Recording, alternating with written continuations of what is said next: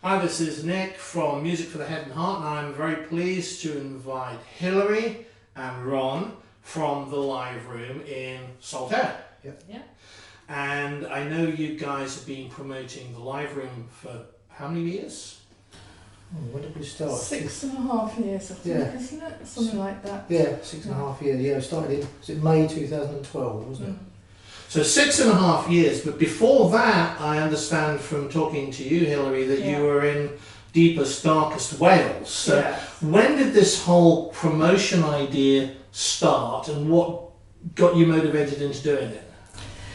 Well, I started a charity because there was nothing to do where we were living in Wales. And I thought to myself, we need to have a cinema, for instance. We need to have something happening that we can go and see. And it was too far to go to Aberystwyth, especially in the winter. So I thought, well, let's set something up. And I heard a broadcast on the radio about funding, lottery funding for developing a hall. And I thought, oh, that'd be ideal. We could have our own little hall there that we could put on concerts and art shows and just everything, and that's how it started. I started a charity with a few other people as well, and it went on from there. We did live music as part of that. This is where Ron came in. Well, don't forget, this was, we're talking when you first started the idea, it was about 1996, wasn't it? Yes, when we started yes. developing it, we started developing it. And I was doing building work and things in there. We lived in a tiny little village called Llanddewi Brefi, which is basically in the middle of nowhere, really. 500 people. Just north or south Wales? Yeah, right in the middle, yeah, Right. mid Wales. And but it was the early days of the lottery, wasn't it? Yes, So it's when yes. Hilary heard that they were just at the lottery just started. Right. And if we remember back in the day, the lottery was meant to fund the arts, because government didn't want to fund the arts anymore, did they? So they thought, well, the arts is a luxury, and so they invented the lottery was solely for the arts, wasn't it, in the first place? Yes. Yeah. Not even health then. Not even health. Just No, since the then arts. it funds everything else now, doesn't it?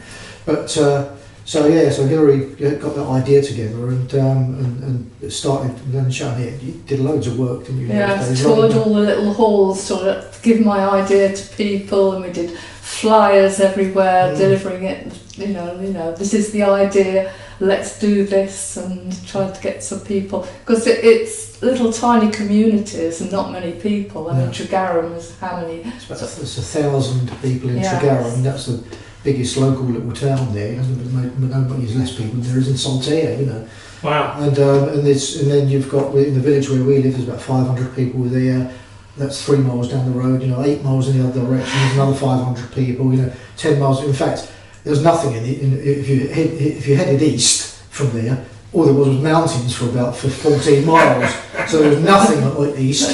So and the whole population of Ceredigion, which is the county there, is about 70,000. Wow. So it's the whole county. So it's a really sparse community there. Lovely place to live. But if you wanted sort of activity and arts activity, you had to go to Aberystwyth Arts Centre, as Hilary was saying, and that was 20 miles away. And if the weather was bad, winter and things like that, nobody really wanted to do that. I've been to Wales. It's rained every day. Yeah, in Wales. it's like being in a power shower.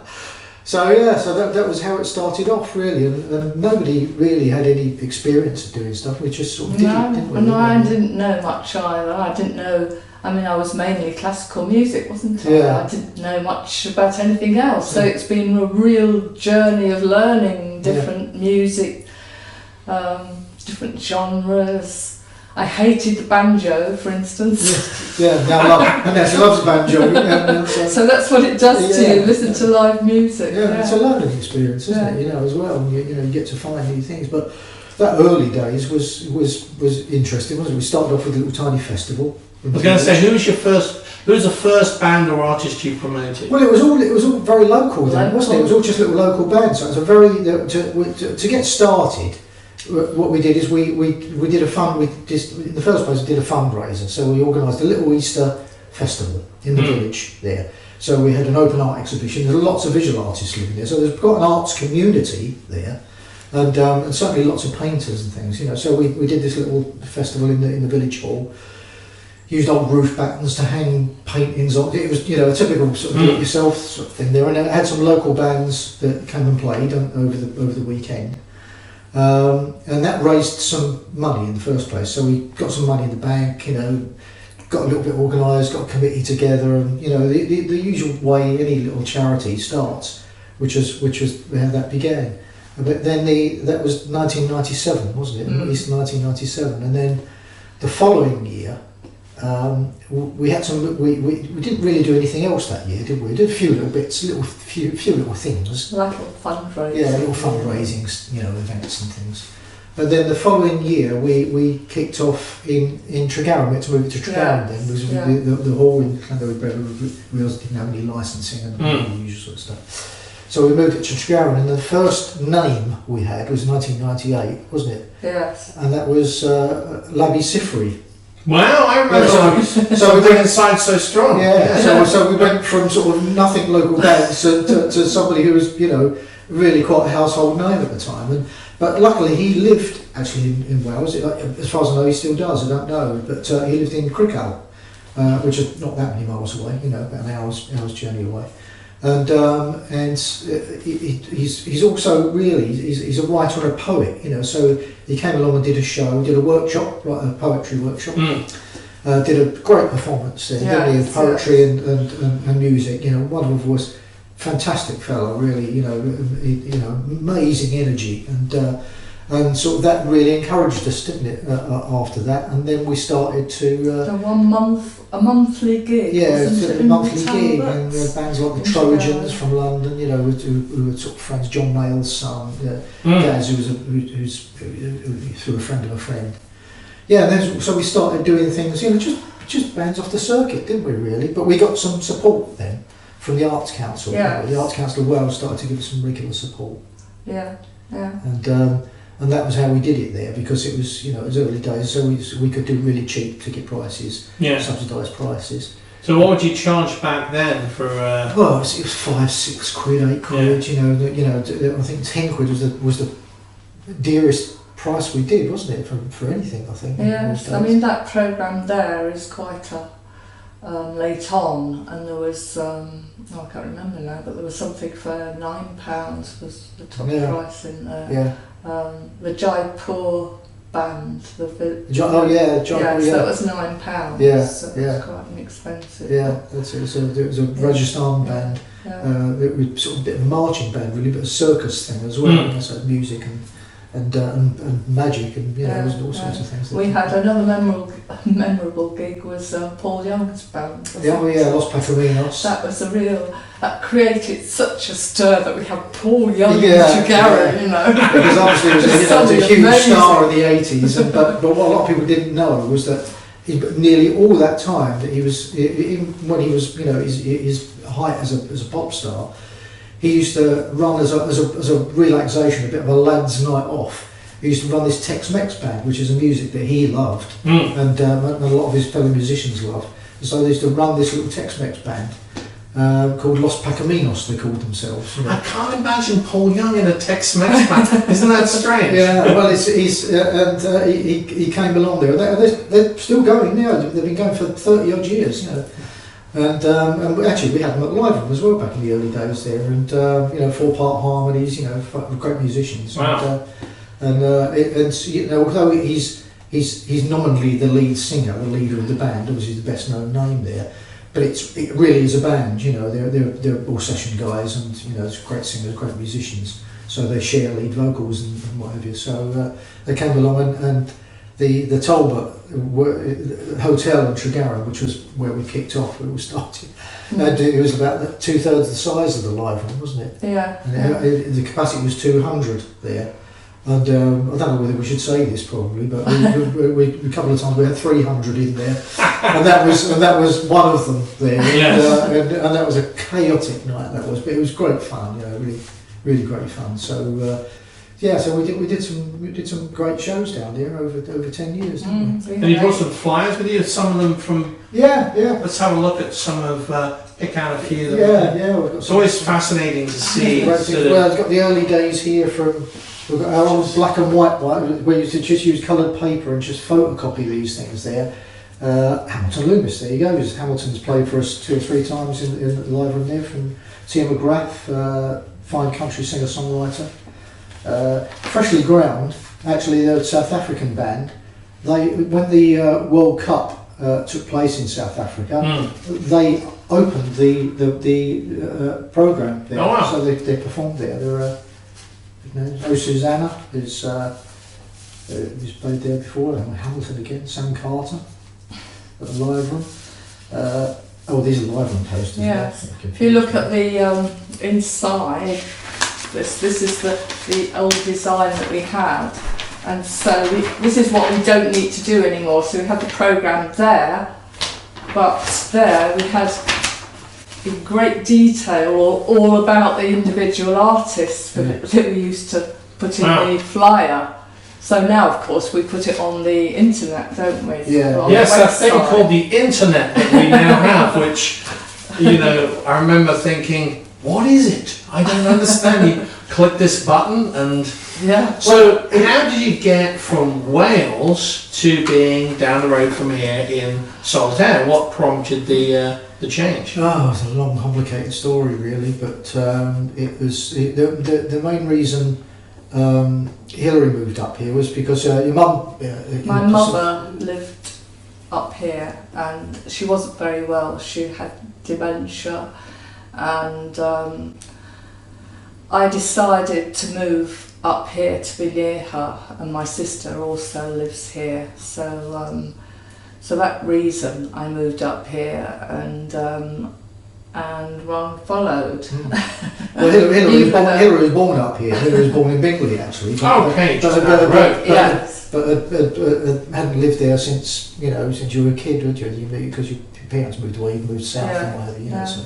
But and I was born, you can probably tell by my accent, I was born in East London, so we met in Wales, and when I moved to Wales, so there's a more long story, which is one for here. But yeah, then I moved up afterwards, and I suppose because largely it was Kelf Cumbria Arts, the charity there, we'd wound down, hadn't we? Then it sort of run its course really, and for all sorts of reasons, people were leaving and what have you. So and then I was looking to get back to doing some live music again for promotion, and things had dried up for me in that part of Wales. Things move on, and I came up here to see Hilary, and it coincided with a conversation that one of us had with William at the Beehive in Bradford, and the fact that he was trying to get live music going again. So I just threw a load of stuff in the back of the van and moved to Bradford. So and the live room really started in the Beehive in Bradford. Okay. Which coincided with me finding the job that I now do, which is managing a mental health charity in Bradford. Oh, it's fascinating. There's a lot of people who are aligned into mental health kind of stuff and music. This is really interesting. There's a number of people on this platform who fall into that category. Well, it was strange. With the link, really, the thing that got me the job was my experience of helping to run the charity in Wales. Yeah. So, because they wanted somebody who was more into project development and understood the way charities worked and management of funding and all those sorts of things. So, I started that job, and it coincided with the same weekend as I started the live room in the Beehive, and the charity was struggling at the time. So I just had to let the live room go, and that was back in 2009. So I spent a couple of years, 2.5 years, really to sort of putting the charity back together again. And then Hilary and I were just talking one day, and Hilary said, "Do you fancy doing some, perhaps getting some live music thing back together again?" So Hilary's always the catalyst for this. She's always the one that comes up with who drives the ideas. Like she drove the idea of Cumbria Arts, and then sort of got me thinking about getting the music going again. Well, you've got a lot more people here than in the middle of Wales, It is, and it was a lot easier. Yeah, and that coincided. Serendipity has a lot to answer for, and it sort of coincided with me just sitting in. I think I was sitting in Fanny's in Saltaire one evening, And I was just reading one of the local Real Ale magazines while I was having a pint quiet in the corner there, and I just saw a little article in the bottom. And it just said Caroline Club, and it was a tiny little article there. It said Caroline Social Club are looking to try to develop, get more music going on in the club there. And there was no phone number, nothing there. So I spent, the internet's great again. So I went home and spent, an hour trying to find who to talk to at Caroline Club, because it's only open in the evenings. And I finally tracked down a number, and it was Paul who they'd employed as a sort of as a business manager, development officer, working part time, because that club was like a lot of social clubs. It was failing. It was on its last legs, and it was quite close to going under. But anyway, they'd taken Paul on, and he'd started to put the word out and put feelers out to try and get that function room used. And I managed to get through to him, and we met Paul, didn't we, in the club, in the lounge, in the front lounge there, back in where that would have been 2000, it would have been the year before, wouldn't it? 2011 probably. Because it took us a while. Yeah, it takes months to get these things together, as you know. And so we showed him some of our old flyers from the Canberra Arts. He went, it'd be fantastic if we did all this sort of stuff. We were sitting in the lounge, weren't we, thinking, it's probably not very big, there, because it looks quite small from the outside the club. Yeah. And then he said, we'll go and show you the music room now. And me and Hilary looked at one, music room, sort of.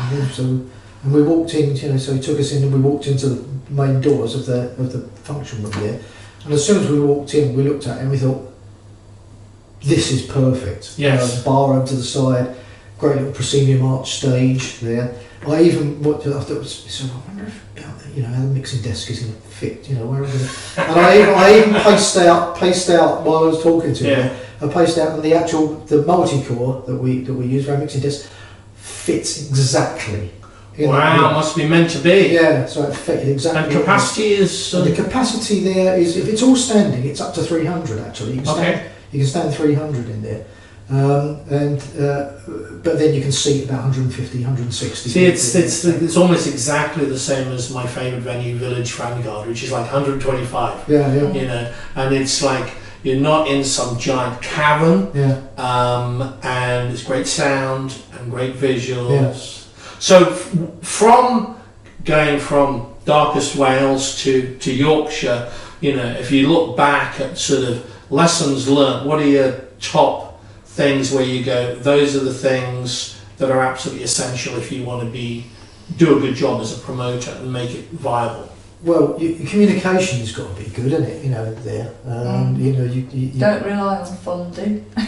Don't rely on funding, no, because it's that's, if that funding disappears, you're stuffed, because you're working to a level there, and that level can't stay there. That's the fact they put on loads of obstacles as well. With funding. And we didn't want to have that. We didn't want to have to be restrained. When we came here, we didn't want to have to send in massive reports to lottery funders or whatever anymore. We just wanted to do it under our own bat. So.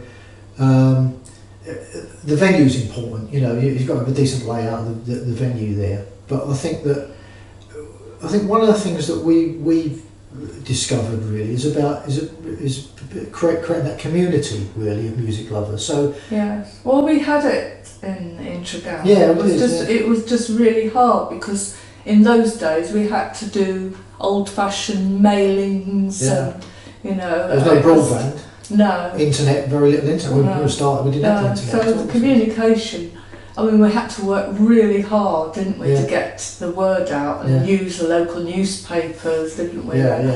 But here, it was a lot easier, wasn't it, to put out the word. It was a bigger population.